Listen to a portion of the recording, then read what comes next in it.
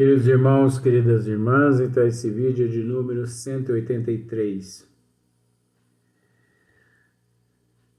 A Gênesis, capítulo 1, caráter da revelação espírita, questão de número 52, nós já estamos encerrando ela. Então Kardec continua assim, né? Era preciso, numa palavra, um centro de elaboração. Então, ele viu naquele exato momento que seria preciso, numa palavra, né, um centro de elaboração.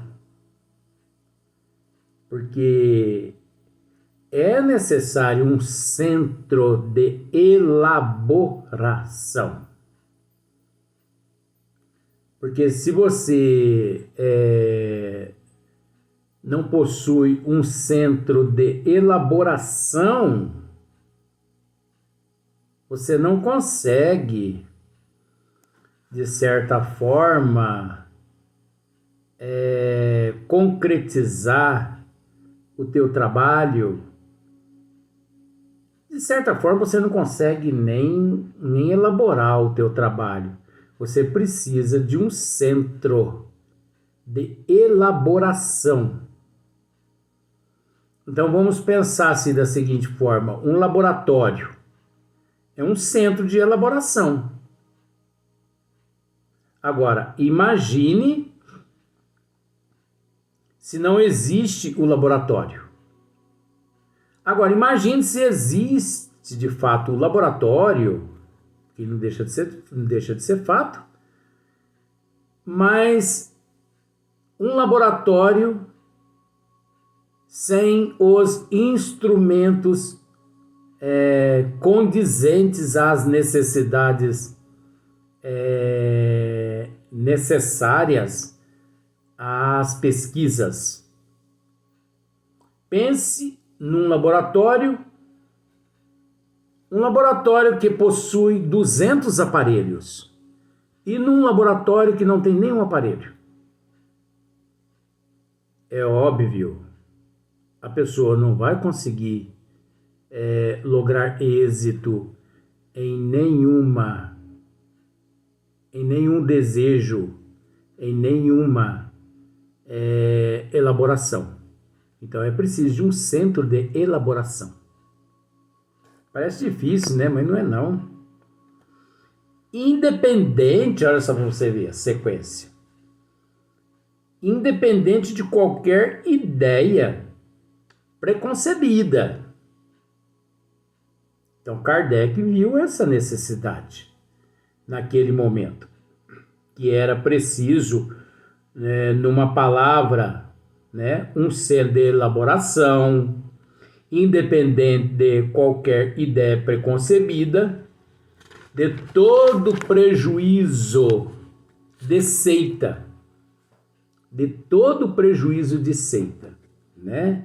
Então, voltando, era preciso uma palavra, um centro de elaboração, independente de qualquer ideia preconcebida, de todo prejuízo de seita, né?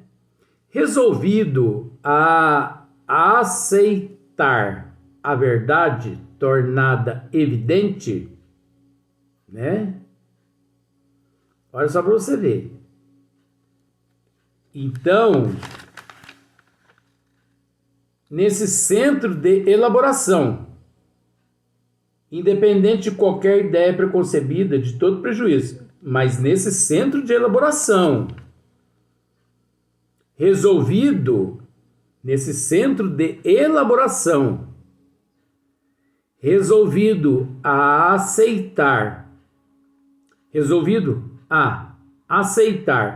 a verdade tornada evidente, porque a verdade é tornada evidente, porque vamos dizer-se que naquele momento ela estava se tornando evidente, embora contrária às opiniões pessoais, é óbvio, né? Desculpe. É óbvio.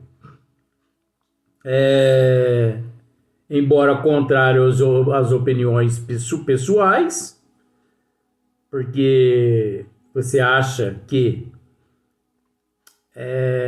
esse processo todo realizado por Hipólito Leão Denizar de Rivail agradou a muitos? De forma alguma. Principalmente as teologias arbitrárias, as ciências arbitrárias, as doutrinas, as religiões, os sistemas da época, os sistemas,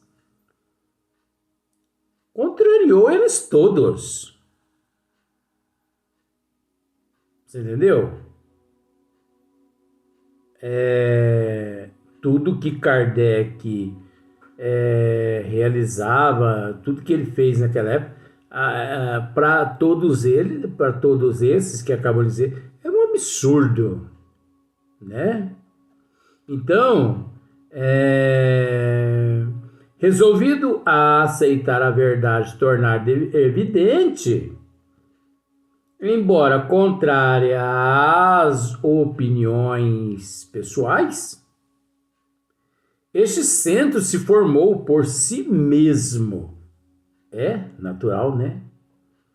Pela força das coisas e sem desígnio premeditado.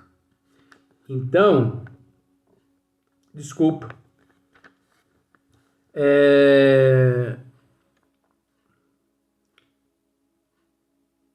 Vamos dizer assim, o que vem de Deus não é premeditado.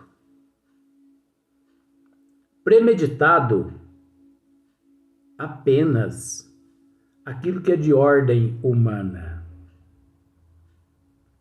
O que vem de Deus faz parte dos desígnios de Deus. Então, por isso, né, pela força das coisas, sem desígnios premeditados. Então, a partir daquele momento, então, né, constituiu-se um centro de elaboração, que na questão de número 53, sequência, só que agora é 53, antes era 52, né? Kardec continua da seguinte forma, só que na 53 é a sequência do 52 na narrativa, na história, né? De forma que nós não vamos mudar nada. Olha só, de todas essas coisas, né? Originou-se dupla corrente de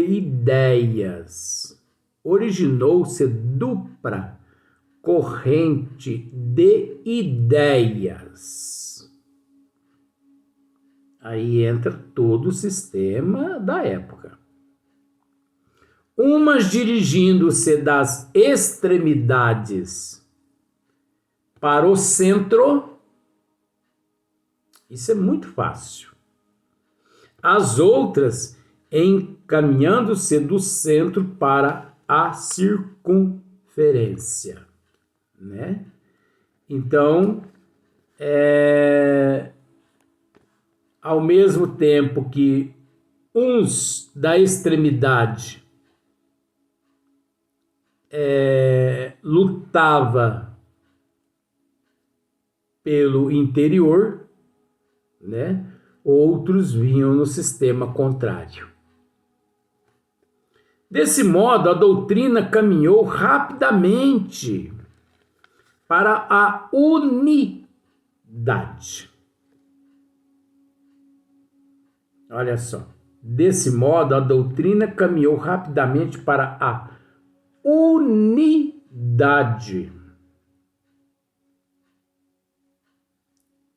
podendo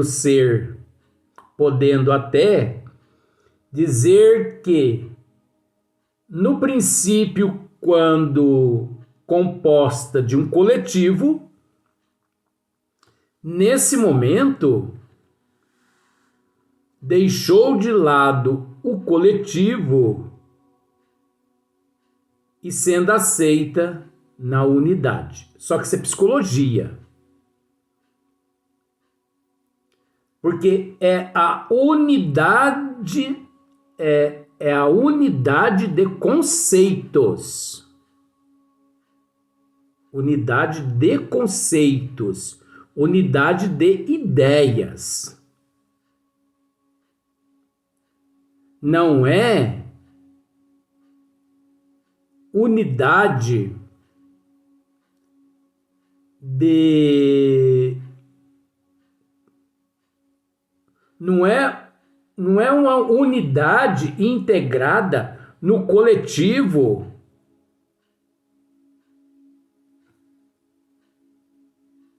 detentor da desigualdade. Muito simples isso.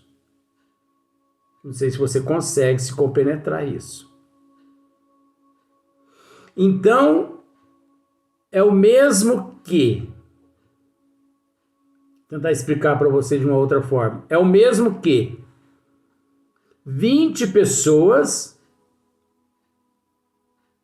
com o mesmo pensamento. Então, se nós pararmos para analisar, 20 pessoas faz parte do corpo coletivo. Só que nós temos que entender que essas 20 pessoas no corpo coletivo, elas só se encontram no corpo coletivo devido ao agrupamento. Devido ali às dezenas, às centenas e às milhares. Não é verdade? Dezenas, centenas e milhares, que corresponde a um coletivo. Só que um coletivo composto de unidade individual, que não se corresponde uma às outras, devido à falta da homogeneidade.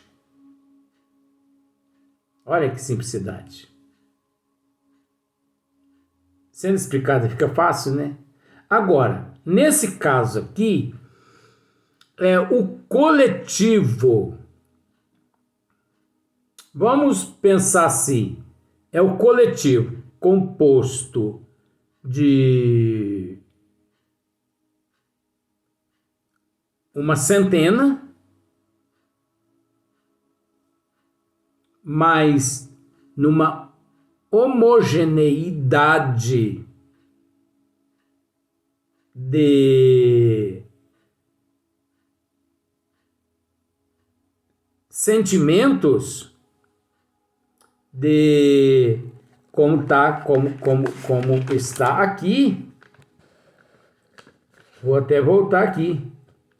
De ideias sistemáticas individuais. É a mesma coisa. É uma centena homogênea, né? Essa homogeneidade, com todos esses sentimentos idênticos uns aos outros. Então, essa coletividade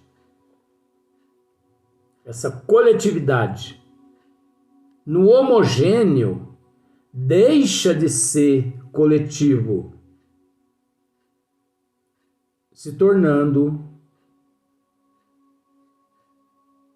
unidade. Porque estão homogêneos. Encontram-se numa homogeneidade. Você conseguiu entender? Muito fácil, né? Então,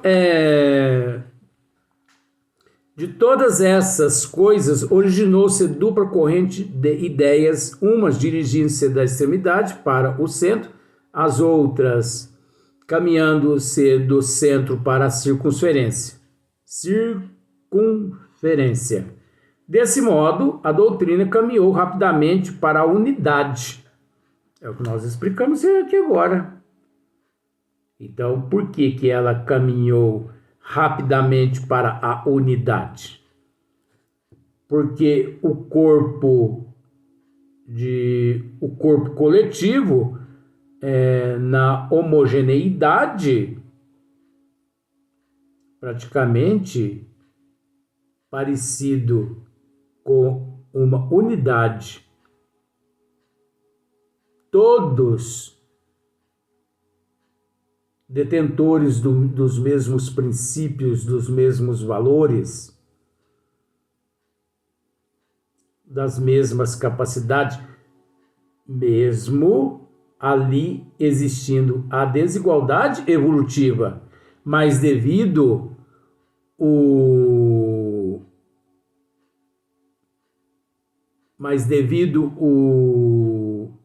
os estudos, as pesquisas, as observações e os princípios originários de Deus trazidos por Jesus, de certa forma, se torna realmente uma unidade. Então, malgrado a diversidade das fontes de onde promanou, os sistemas divergentes, olha só para você ver, aí existem os sistemas divergentes. Os sistemas divergentes,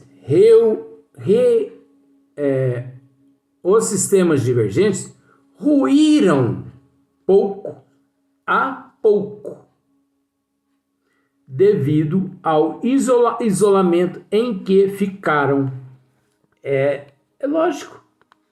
Então, olha só para você ver. Os sistemas divergentes ruíram pouco a pouco. Então, o que nós temos que entender é que na época existiam os sistemas arbitrários, mantidos por religiões, doutrinas, ciências, teologias arbitrárias, tudo era arbitrário, porque eles não admitiam, né?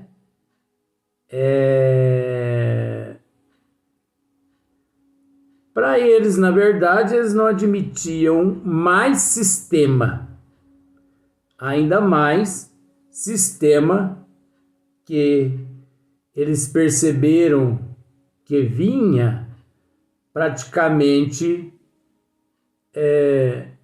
derrotá-los.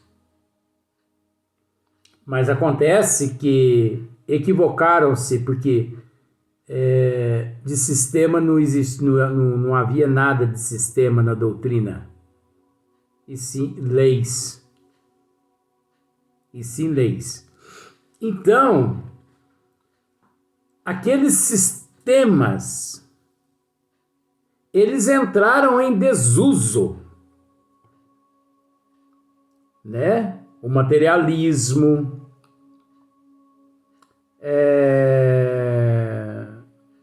qual outro? Tem tantos. É que a cabeça está cansada agora. A cabeça está cansada, sabe por quê? Porque já é 2:30 da madrugada. Mas eu não estou preocupado com isso, não. Mas a cabeça vai cansando, né?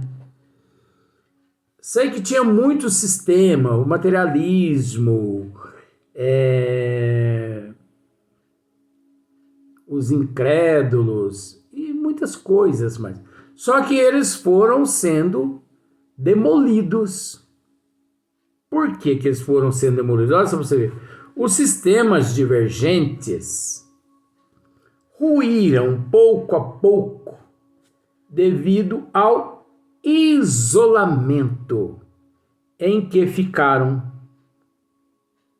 Por que eles ficaram isolados? Porque é preciso entender que eles estudaram até determinado ponto, que até então, para manter a humanidade no cabresto, cobaias. Mas de repente, então eles não conseguiram, daí em diante, eles não conseguiram chegar aos fatos. Então tudo para eles ficou-se no milagre, no... Nossa, tantas coisas, a cabeça agora tá fraca mesmo. No maravilhoso, no sobrenatural, tudo era sistemas, né? Mas por quê? Porque eles não conseguiam ir além desse período, desse processo, dessa fase.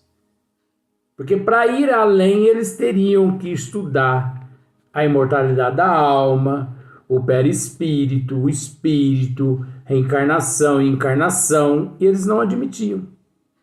Porque eles eram cobaias de outras ciências e por aí em diante. E eles não podiam negar aquilo àqueles os quais eles dependiam deles para sobreviver. Porque se eles alegassem alguma coisa contrária ao sistema na época, eles perdiam o mando, perdiam o posto e perdia, né, a parte financeira, que é a que eles mais se interessavam. Então eles pararam no tempo, então, milagres e tudo mais. Então eles entraram naquela questão assim do o inexplicável. Não temos explicação, não conseguimos explicar isso, não existe explicação. Aí vem lá, né? Hipólito Leon Denisard de Wail, com os estudos, chegando aos fatos. Aí quando ele prova tudo isso e mostra tudo isso a todos, é lógico que milhões de seres mantidos como cobaias naqueles sistemas